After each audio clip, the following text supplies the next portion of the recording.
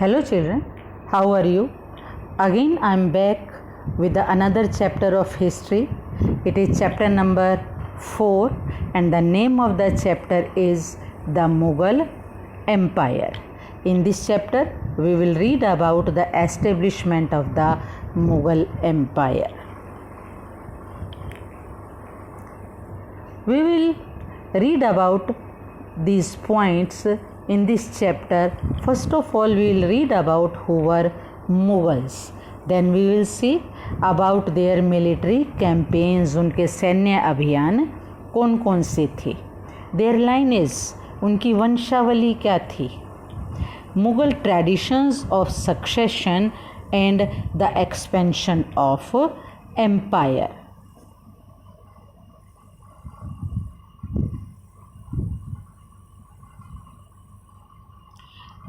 Children, do you see the image shown there in the video? You must know what it is. It is the Red Fort of Delhi and it is considered as the nation's pride. Why? Because the Prime Minister of our country unfurled the national flag here on Independence Day. It is the incident of the present days, but this Red Fort, it was the residence of the Mughal emperors till the year 1857, but afterwards now it has become a monument and the nation's pride. The Prime Minister unfurled the national flag from the rampart of the red fort. प्रधानमंत्री लाल किले के प्राचीर से स्वतंत्रता दिवस के दिन ध्वजारोहण करते हैं.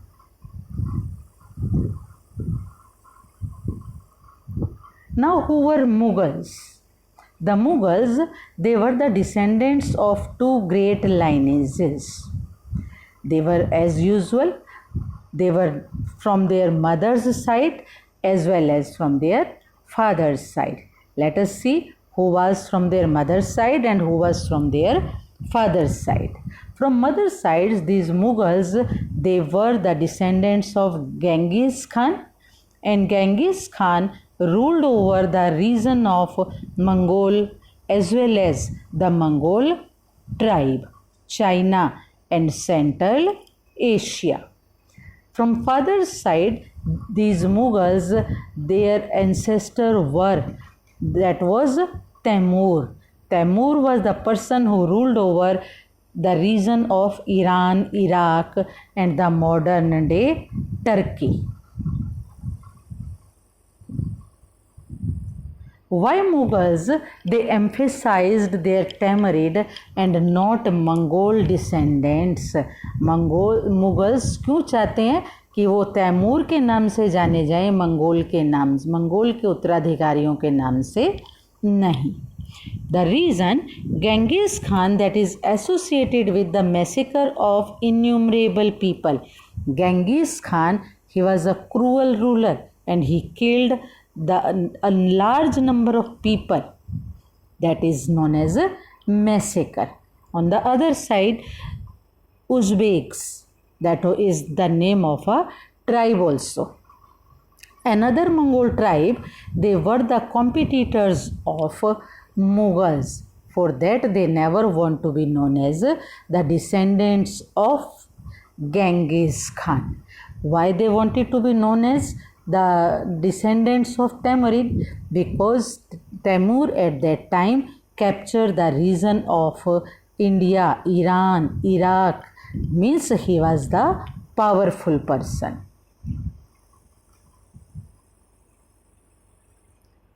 Let us see the lineage of the Mughals. Mughlon ki वंशावली. We know Babur, he is considered as the founder of the Mughal Empire in India. He ruled from 1526 till 1530. But it's not like that. He came to the country there in 1526. He came to the country in the beginning of the 16th century.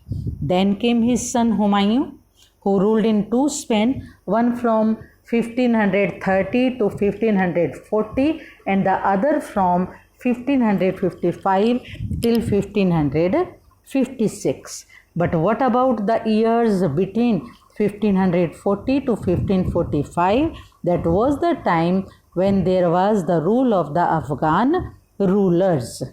These Afghan rulers, they were known for their policies, but the best Afghan ruler, that was Sher Shah Suri. Then came Akbar.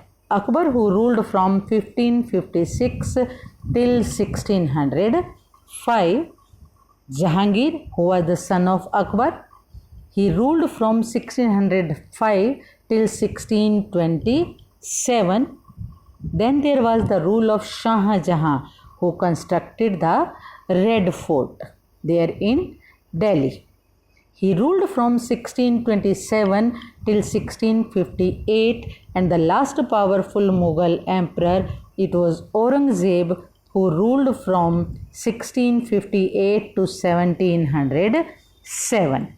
That was the lineage of the Mughals. Now we come on to rise of Babur. Babar कैसे शासन उसने करना आरंभ किया. Babur ruled from 1526 to 1530 only for 4 years, and he became the ruler of Fargana. Fargana, that is the name of a place, and he became the king only at the age of 12 years. That was the time when he was forced to leave his ancestral throne due to the invasions of another Mongol group, the Uzbeks. As we have read in the previous slide, there were the Uzbeks, the another tribe who attacked the Mughals, and then Babur was to leave his ancestral area. After many years of wandering, he kept on roaming here and there. Then he seized Kabul. Kabul is in present day Afghanistan and the capital of Afghanistan. In 1504, he seized Kabul in 1504.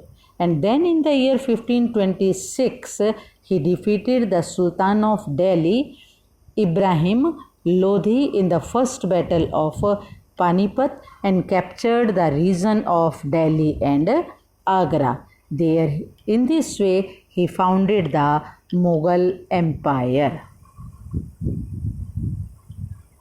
Let us see how these Mughal traditions of succession, how these Mughals used to become the rulers one after another.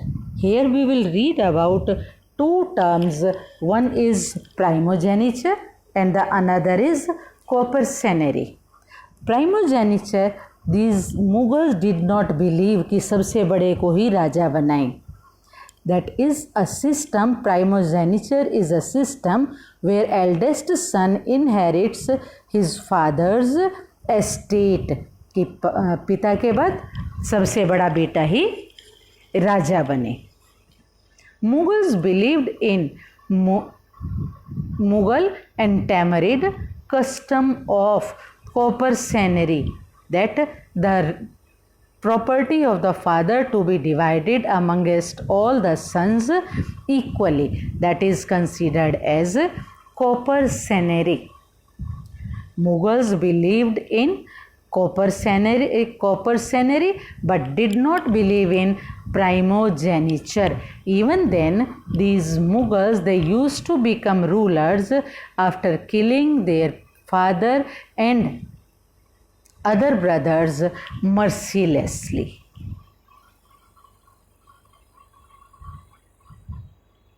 Now we come on to the expansion of the Mughal Empire.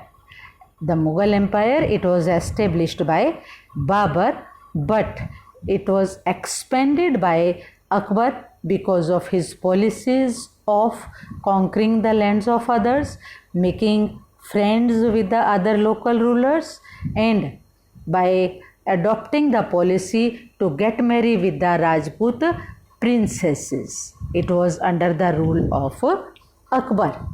But the Mughal Empire expanded the most during the rule of Aurangzeb. That is the chapter today. I have sent the question answers to be written in the rough copy related with this video. Children, thank you very much.